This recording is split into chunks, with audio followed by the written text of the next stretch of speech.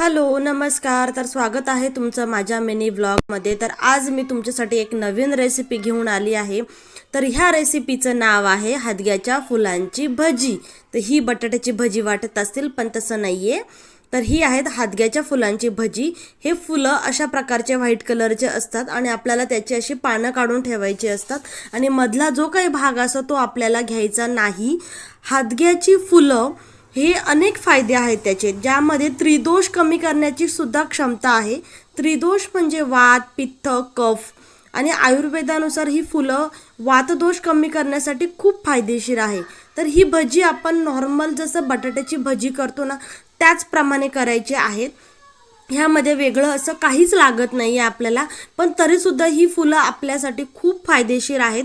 कफ आणि पित्तदोष कमी करण्यासाठी सुद्धा या फुलांचा खूप उपयोग होतो आणि आयुर्वेदानुसार ह्या फुलांमध्ये खूप भरपूर प्रमाणात कॅल्शियम आढळतं, जे की आपल्या हाडांसाठी खूप महत्त्वाचं असतं।